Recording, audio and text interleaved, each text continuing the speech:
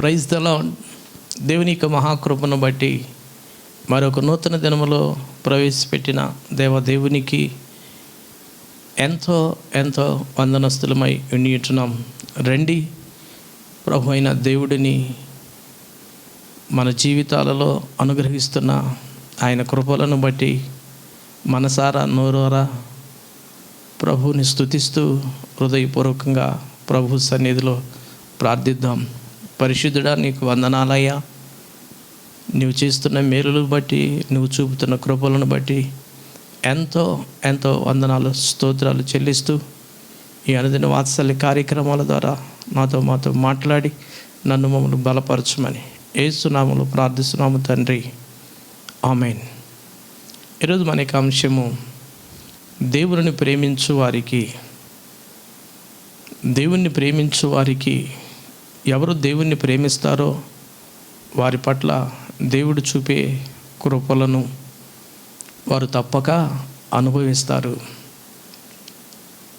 ఈ దినాల్లో మనం చూసినట్లయితే ఒకరి పట్ల ఒకరు ప్రేమానురాగాలు వ్యక్తపరుస్తున్నారు లేదా కనపరుస్తున్నారు. ఎలాగునా వారు మనల్ని ప్రేమిస్తున్నారు కనుక మనము వారిని ప్రేమిస్తున్నాం. వారు మనల్ని ఆహ్వానిస్తున్నారు కనుక మనము వారిని ఆహ్వానిస్తున్నాము. మనము వారికి పెడుతున్నాం కనుక వారు మనకు పెడుతున్నారు.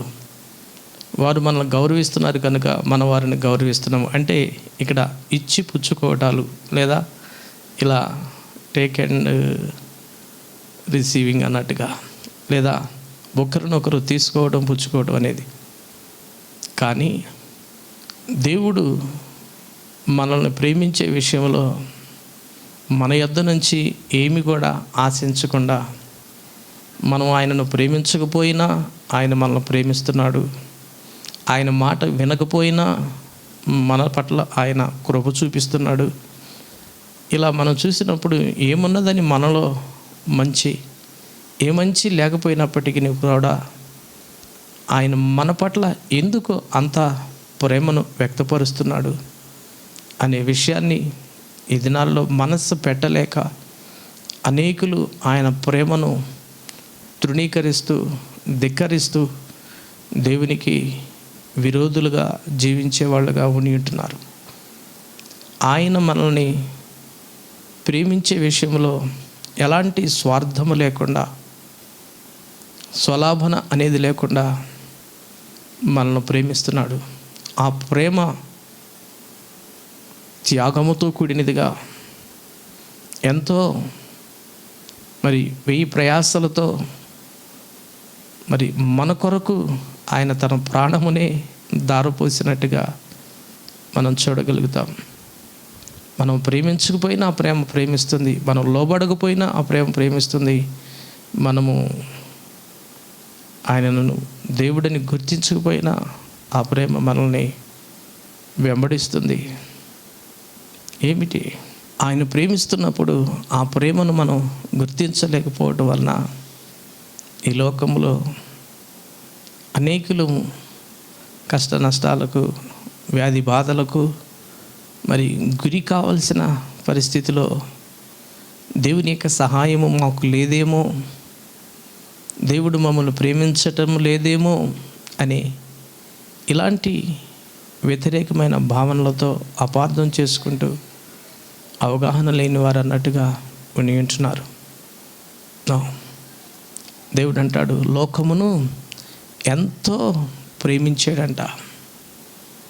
లోకమును ఎంతో ప్రేమించాడు. లోకమంటే లోకమంటే చెట్లు, కొండలు, పుట్టలు అనే కాదు. లోకములో ఉన్న నిన్ను నన్ను కూడా ఆయన ప్రేమించి ఆయన ప్రేమను మన కొరకు ఈ సృష్టినే పెట్టుబడిగా పెట్టినాడు. అంత మాత్రమే కాకుండా ఈ సృష్టిలో ఉన్న వాటిని అనుభవిస్తూ ఆయన చిత్తాన్ని ఎరుగుని వారు ఉంటున్న మనలను ఆయన చిత్తం ఎరుగువారుగా ఉండాలని తలంచి పరలోకము నడిచి భూలోకానికి వచ్చి మనకు లాంటి మానవుడిగా, మనలాంటి రక్తమాంసములు కలిగిన వాడిగా ఆయన కూడా ఈ లోకంలో జీవించినాడు. ఆ జీవన విధానమే ఈ దినాల్లో నీకు నాకు మాదిరి కాబడాలని, ఆ ప్రేమ మరి పరలోకపు ప్రేమ తన కుమారుడైన క్రీస్తుని త్యాగముగా చేసి మన కొరకు ఆ కలువరి శిలువలో బలియాగముగా మార్చినది. దేవుని ప్రేమ వెనకమాల త్యాగం ఉన్నది. దేవుని ప్రేమ వెనకమాల సమర్పణ ఉన్నది. దేవుని ప్రేమ వెనకమాల మరి బలియాగం ఉన్నది. ఎందుకు? నిన్ను నన్ను కూడా నిత్య నరకం నుంచి తప్పించడం కాకుండా నిత్య జీవానికి వారసులుగా చేయటానికి, మన పాపములు బట్టి మనం చావవలసిన వారమై ఉండగా ఇంకను ఆయన ప్రేమను వ్యక్తపరుస్తున్నాడని రోమీ రాసిన పత్రికలో మనం చూడగలుగుతాం. 5వ అధ్యాయంలో మనం చూసినప్పుడు 6వ వచనంలో, ఎలా అనగా మనం ఇంకనూ బలహీనులమై ఉండగా, ఇంకను బలహీనులమై ఉండగా క్రీస్తు యుక్తకాలమున భక్తిహీనుల కొరకు చనిపోయిను. ఎవరి కోసం చనిపోయాడు? మంచి వాళ్ళ కోసమా? నీతిమంతుల కోసమా? పరిశుద్ధుల కోసమా? కాదు, భక్తిహీనుల కోసము. భక్తులమని చెప్పుకుంటూ బలహీనతలతో నింపబడుతూ అట్టి వారి కోసము ఆయన చనిపోయాడంట. చనిపోయిను. నీతిమంతుని కొరకు సహితం ఒకడు చనిపోవట అరుదు. మంచివాని కొరకు ఎవడైనా ఒకవేళ తెగింపవచ్చును. నీతిమంతుని కొరకు సహితం ఒకడు చనిపోవట అరుదు. ఈరోజు మంచి వాళ్ళకే సహాయపడటము చాలా కష్టం అన్నట్టుగా ఉంటుంది. అలాంటిది మరి చెడిపోయిన పడిపోయిన మన కోసం ఎవరు చేస్తారు? ఎవరు కూడా చేయరు. మంచోళ్ళకే ఈరోజు రోజులు లేకపోతే చెడ్డోళ్ళకి రోజులు ఉంటాయా? ఉండవు. మరి అలాంటి పరిస్థితుల్లో కూడా ప్రభు అంటాడు కదా, మంచివాని కొరకు ఎవడైనా ఒకవేళ తెగింపవచ్చును. అయితే దేవుడు మన ఎడల తన ప్రేమను వెల్లడిపరుచుచున్నాడు. ఆయన తన ప్రేమను మన ఎడల వెల్లడిపరుచుచున్నాడంట. ఎట్లనగా మనం ఇంకనూ పాపులమై ఉండగానే క్రీస్తు మన కొరకు చనిపోయెను. మనం బలహీనులమై ఉండగానే, పాపులమై ఉండగానే, దుర్మార్గులమై ఉండగానే మన కొరకు ఆయన చనిపోయిను. కాబట్టి ఆయన రక్తం వలన ఇప్పుడు నీతిమంతులుగా తీర్చబడి మరింత నిశ్చయముగా ఆయన ద్వారా ఉగ్రత నుండి రక్షింపబడుదుము. చూడండి, ఆయన ఆ కార్యము మన కోసం చేయకపోతే మనమందరం కూడా ఉగ్రత పాలు కావలసిందే.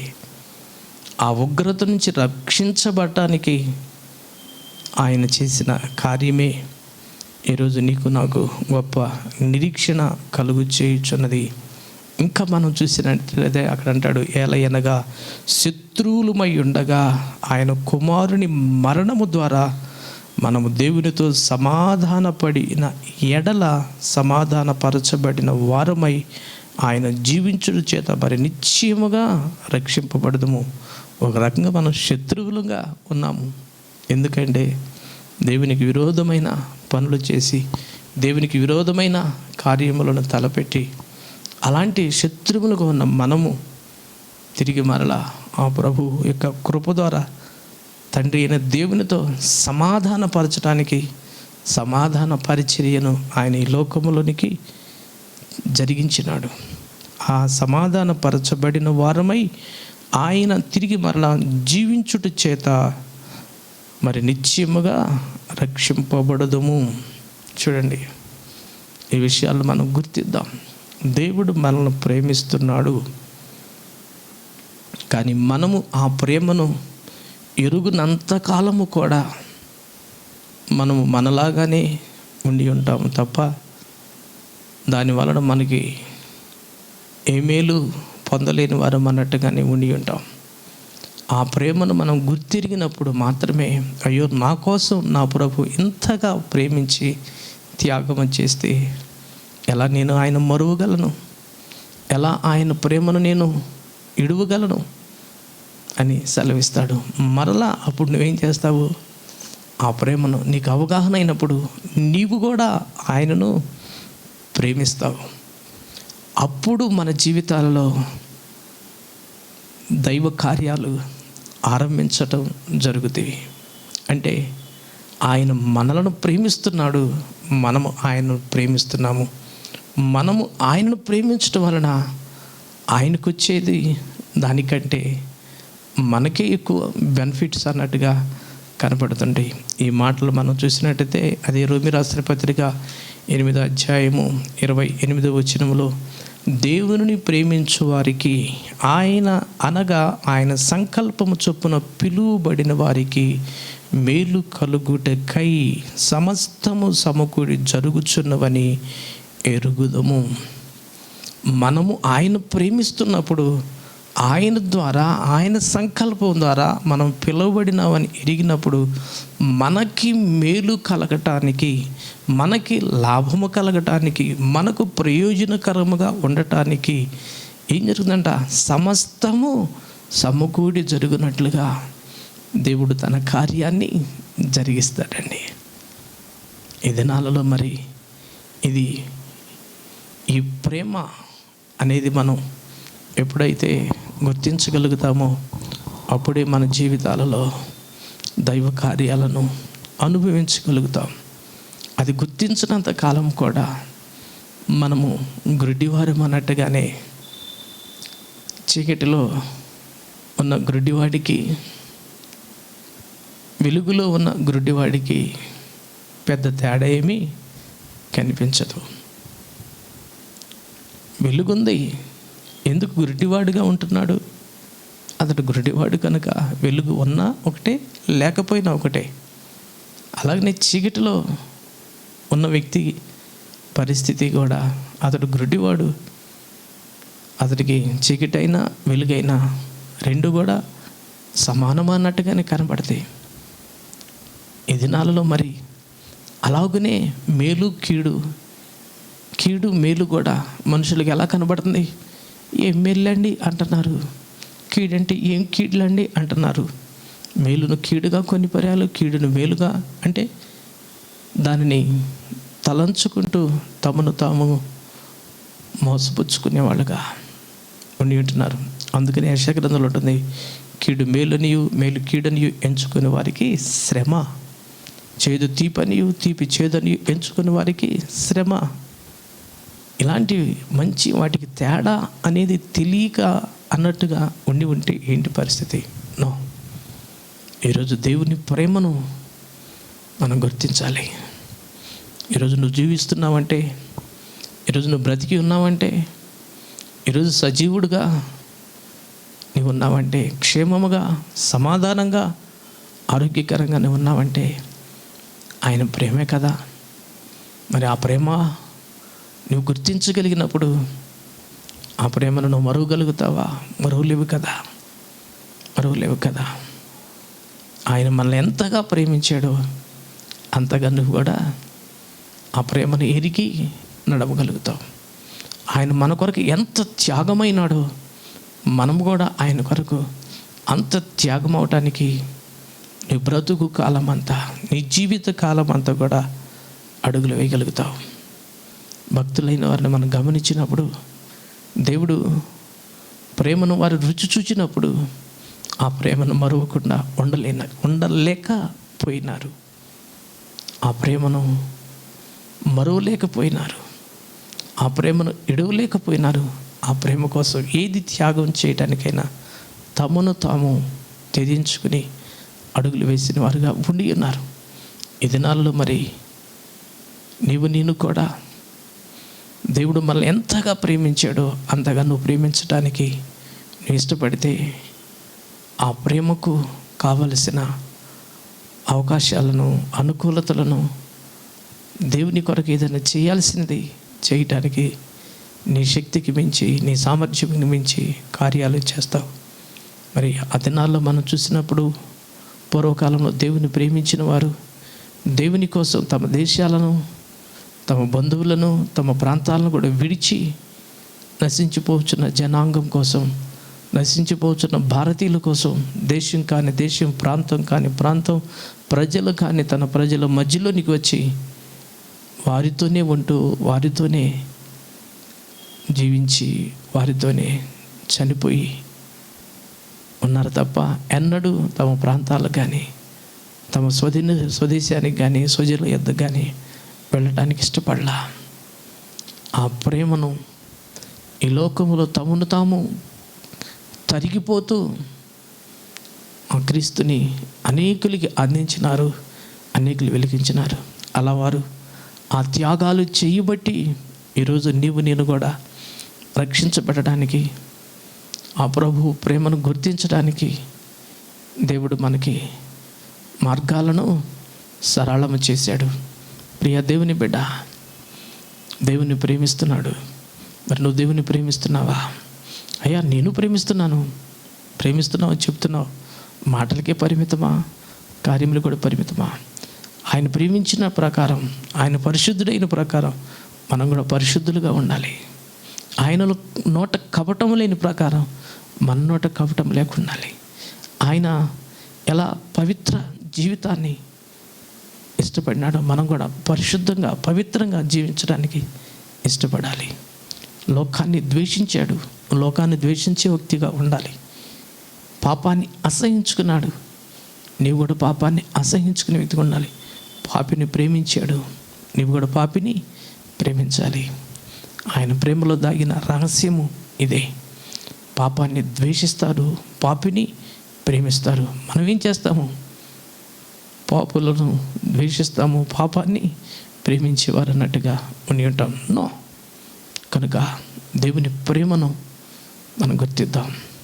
ఆయన మన కొరకు ఎంత త్యాగమైనాడో మనము వారి కొరకు, అంటే మనము దగ్గరికి ప్రభు ఎంతగా వచ్చినాడో మనము కూడా ఆయన దగ్గరకు అంతగా మనం వెళ్ళటానికి ఇష్టపడినప్పుడు ఆయన ఉద్దేశాలు, ఆయన సంకల్పాలు మనకి అవి సమస్తము కూడా సమకూడి మేలు జరుగునట్లుగా దేవుడికి తన కార్యాన్ని జరిగిస్తాడు.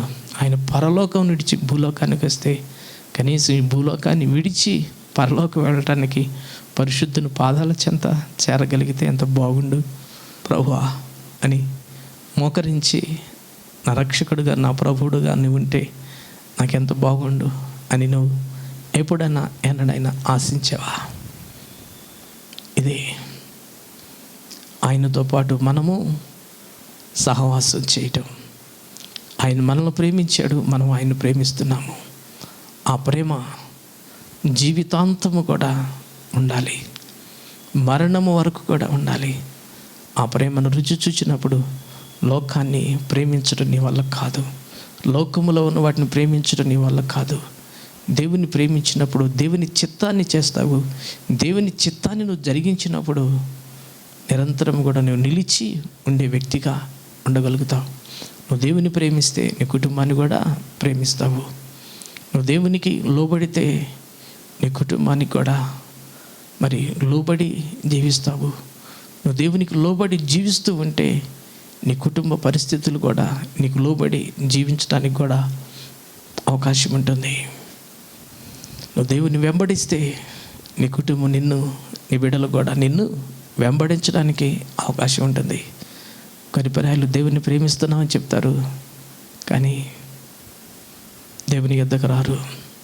కుటుంబం అంటే చాలా నాకు గౌరవం అండి, నా తల్లి తండ్రి అంటే పట్టించుకోరు. అది కాదు ప్రేమ. స్వార్థం లేనిది, పక్షపాతం చూపనిది, డంబముగా ప్రవర్తించినది, ఊరికి ఉప్పొంగదని, కపటముగా అమర్యాదగా ప్రవర్తించదని పౌలు గారు కొరింథీ పత్రిక మొదటి పత్రిక 13వ అధ్యాయంలో ఈ మాటలు మనకి తెలియపరుస్తుంటాడు. అదే ప్రేమ శాశ్వత కాలము భరిస్తుంది, దీర్ఘకాలం సహిస్తుంది. ఆ ప్రేమ మత్సరపడదు, ఉప్పొంగదు. మరి ఇలాంటి శాశ్వతమైన ప్రేమతో నేను కూడా ఆయన స్వరూపములో, ఆయన స్వారూప్యములో నిర్మించబడిన పురుషులు కావచ్చు, స్త్రీలు కావచ్చు, పిల్లలు కావచ్చు, పెద్దలు కావచ్చు, యవనులు కావచ్చు, వృద్ధులు కావచ్చు, ప్రతి ఒక్కరి పట్ల ఆ సహోదర ప్రేమ కలిగి మనం జీవించగలిగితే, అడుగులు వేయగలిగితే, అది ప్రేమను ఈ సమాజానికి క్రీస్తుని మేము చూడలేదు, కానీ క్రీస్తు లాంటి ప్రేమను మాత్రం ఈ అక్కలో, ఈ అన్నలో, ఈ తల్లిలో, ఈ తండ్రిలో మేము చూస్తున్నామని ఎదుటి వారి సాక్ష్యము ఇవ్వగలుగుతారు. ఈ లోకానికి కొదువ అనేది ఉన్నది, అది క్రీస్తు ప్రేమ తప్ప మరొకటి కాదు. ఈ లోకానికి డబ్బులు కొదువు కాదు, మరి విలువైన వచ్చిన వైడూర్యాలు కొదువు కాదు. మానవునికి కొదువైనది స్వార్థము లేని, నిర్దోషమైన, నిష్కళంకమైన ప్రేమ. ఆ ప్రేమే ఈ దినాలలో మరి అనేకులు కావాలి. ఆ ప్రేమ లేకపోవడం చేత భార్యాభర్తల మధ్యలో సాతానికి చోటు ఇవ్వటం, పేట మేడల్లాగా కుటుంబాలు కూలిపోవటం, ఆ ప్రేమ లేకపోవటం వల్లనే ఒకరి పట్ల ఒకరికి ద్వేషభావాలతో, ప్రతీకార చర్యలతో, పగ ప్రతీకారాలతో ఒకరినొకరు చంపుకుంటూ, ఒకరినొకరిని దోచుకుంటూ, ఒకరినొకరిని హింసించుకుంటూ, బాధించుకుంటూ సాతాను ఆకృత్యాలు ఈ సమాజంలో నేటికి కూడా కనిపిస్తున్నవి. కారణము క్రీస్తుని ఈ సమాజానికి పరిచయము చేయకపోవటమే, క్రీస్తుని ఈ సమాజానికి చూపకపోవటమే, ఆ క్రీస్తు ప్రేమను క్రియలలో మనము పెట్టకపోవటమే, అధికార కాంక్షతోనో, ధనదాహముతోనో, పదవి వ్యామోహముతోనో అనేకులు ఈ లోకములో వాటి కోసమే బ్రతుకుతున్నట్టుగా, వాటి కోసమే జీవిస్తున్నట్టుగా, వాటి కోసమే అనే విధానంలో ఉండిట్టున్నారు. దేవుడు లోకాన్ని ప్రేమించాడు. లోకము కూడా దేవుని ప్రేమను గుర్తిస్తే ఆ ప్రేమే లోకానికి మేలు చేయగలుగుతుంది, సమాజాన్ని బాగు చేయగలుగుతుంది.